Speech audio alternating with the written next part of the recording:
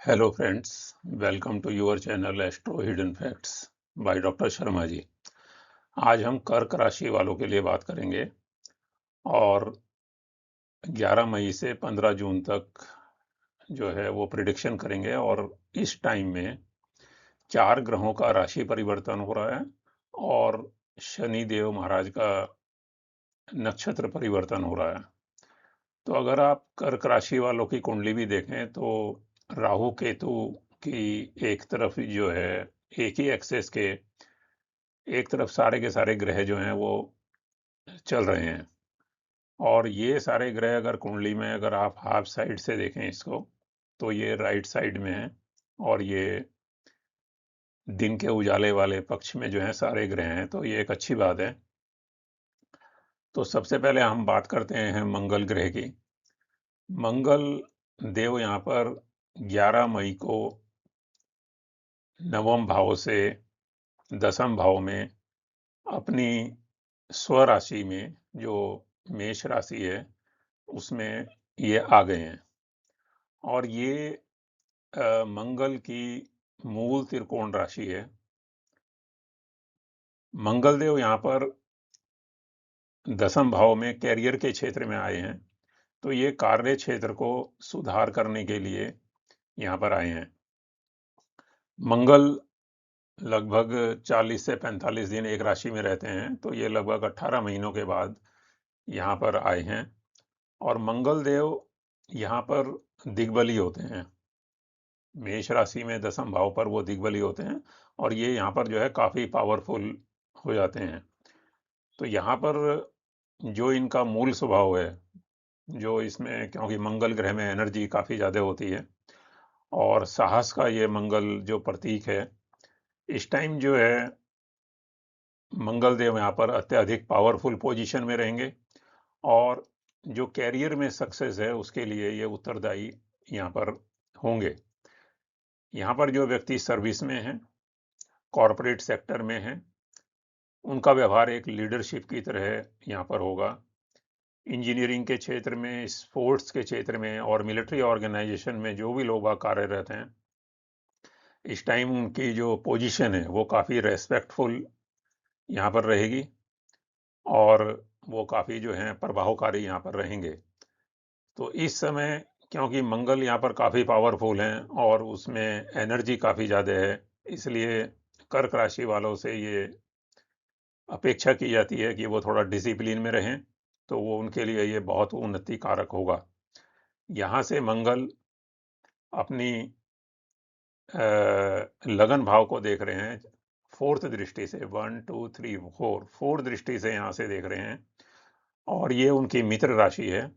और सातवीं दृष्टि से वो फोर्थ हाउस को यहाँ पर देख रहे हैं और आठवीं दृष्टि से वो पंचम भाव को देख रहे हैं। तो केवल मंगल ही एक ऐसे ग्रह हैं जिसमें चौथी दृष्टि और आठवीं दृष्टि होती है।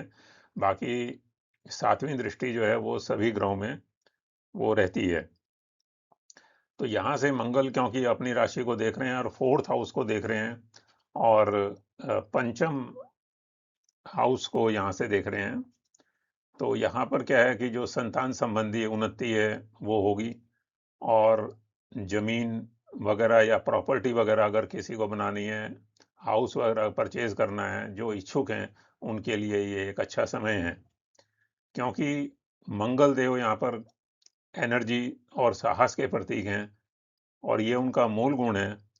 तो यहाँ पर दिग्बली होने के कारण इस टाइम पर जो एनर्जी रहेगी वो काफ़ी ज़्यादा रहेगी। क्योंकि कार्य क्षेत्र में इसलिए कर्क राशि वाले थोड़ा सावधानी से वो काम लें, अपने सुपीरियर से डिसिप्लिन में रहकर कार्य करें, क्योंकि यह स्थिति लगभग 40 दिनों के लिए मंगल यहाँ पर रहेंगे।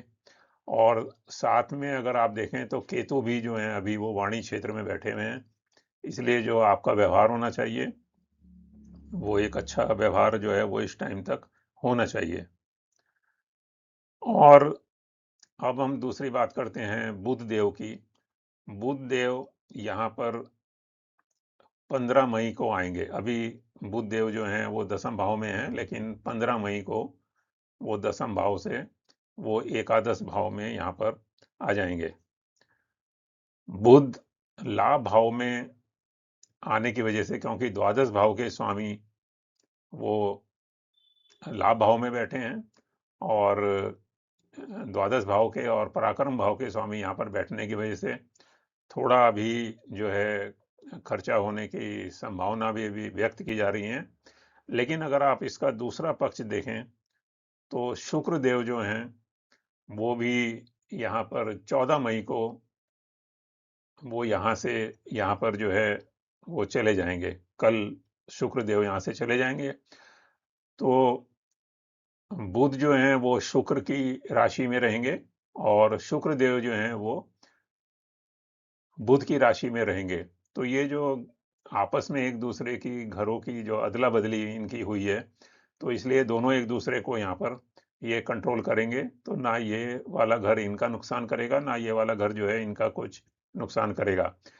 इसलिए खर्चा वगैरह फिर भी अगर कुछ करते हैं तो वो अच्छे कार्य के लिए ही यहाँ पर होगा।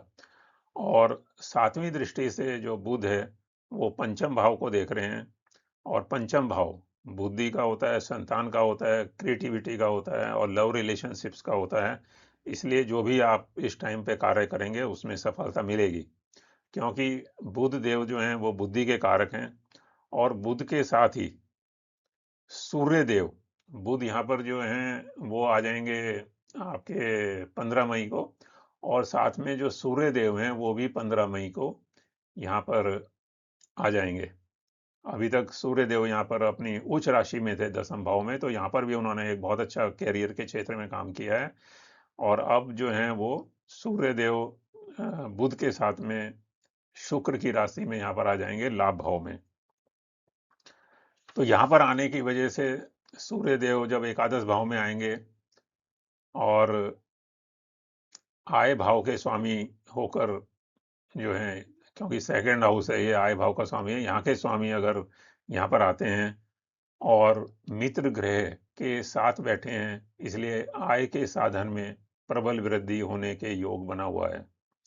सूर्य देव यहाँ पर 15 जून 2026 लगभग एक महीने तक यहाँ पर रहेंगे और बुध देव जो है यहाँ पर 29 मई को निकलकर वो अपनी राशि में यहाँ पर चले जाएंगे द्वादश भाव में।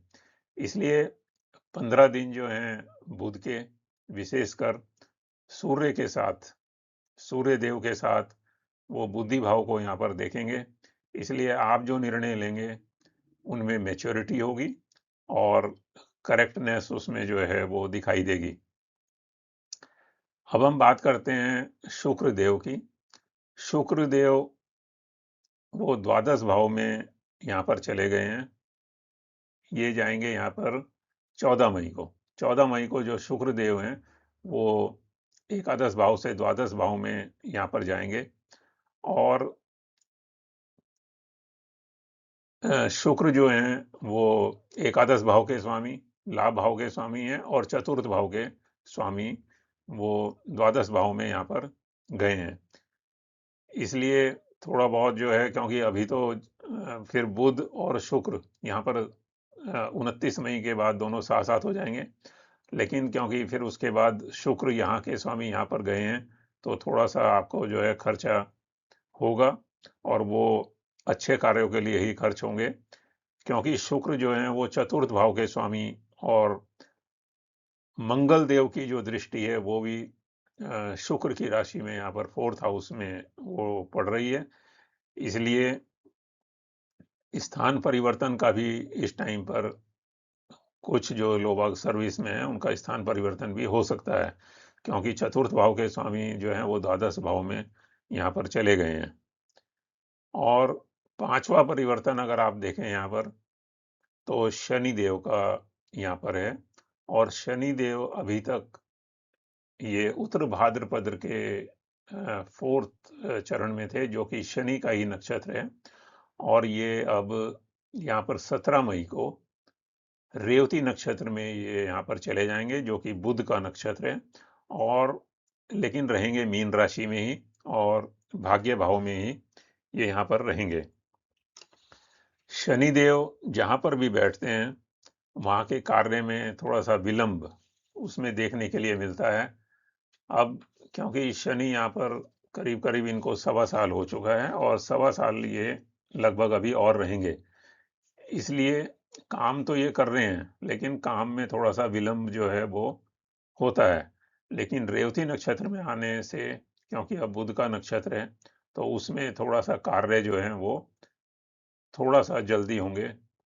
तो जो ये कार्य आपका धीरे धीरे कर रहे हैं, उसमें थोड़ा सा प्रगति यहाँ पर दिखाई देगी।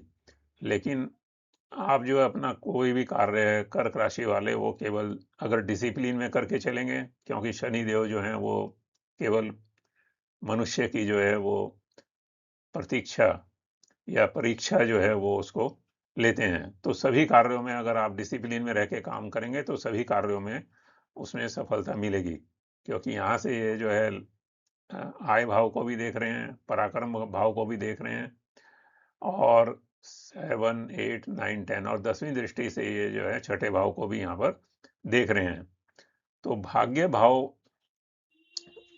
को जो है इसको हमें जागृत करना है। और गुरुदेव गुरुदेव जो हैं वो अभी भी भाग्य भाव के स्वामी होकर और छठे भाव के स्वामी होकर वो द्वादश भाव में यहाँ पर बैठे हैं। और ये क्योंकि बृहस्पति की राशि है और यहाँ के स्वामी यहाँ पर यहाँ बैठे हुए हैं, तो इसलिए जो है इनका प्रभाव कम करने के लिए हमें थोड़ा सा हनुमान चालीसा का नृत्य अगर आप पाठ करेंगे, सूर्य देव को अगर जल चढ़ाएंगे और मेडिटेशन करेंगे, क्योंकि गुरुदेव भाग्य भाव के स्वामी हैं, इसलिए जो आध्यात्मिकता है वो रहनी चाहिए। इसलिए जितना आप मेडिटेशन करेंगे, अभी वो द्वादश भाव में बैठे हैं, इसलिए जितना मेडिटेशन करेंगे आप, उतना आपके लिए जो है वो बहुत अच्छा रहेगा। और साथ में अगर शनि देव को भी, शिव जी को अगर आप जो है जल चढ़ाएं सोमवार को, तो वो एक जो है बहुत अच्छा होगा। और 2 जून के बाद जो बृहस्पति, गुरुदेव बृहस्पति हैं, वो यहाँ पर कर्क राशि में आ जाएंगे। और कर्क राशि में आने के कारण ये गुरुदेव की बहुत अच्छी स्थिति होगी कर्क राशि वालों के लिए, जिसको हम अलग से एक उसका प्रेडिक्शन आपको बताने की कोशिश करेंगे। तो यहाँ से जब बृहस्पति 2 जून को यहाँ पर आ जाएंगे कर्क राशि में, और यहाँ पर ये करीब करीब 6 महीने तक रहेंगे, तो यहाँ से बैठने के बाद ये पूरी कुंडली को कंट्रोल करेंगे, क्योंकि यहाँ से ये पंचम दृष्टि से यहाँ पर भी देखेंगे और यहाँ पर भी देखेंगे। तो पूरी कुंडली जब ऐसे कंट्रोल इनके पक्ष में रहेगी, तो आने वाला जो समय है वो काफ़ी अच्छा रहेगा। आज के लिए बस इतना ही है, और आपसे रिक्वेस्ट है कि आप चैनल को सब्सक्राइब कीजिए। अगर आपको अच्छा लग रहा है मेरा जो प्रेडिक्शन है, अगर आपको अच्छा लगा तो आप लाइक भी कीजिए। और क्योंकि ये चैनल जो है वो केवल आप ही के लिए बनाया हुआ है। धन्यवाद। अगली राशि में फिर मिलेंगे।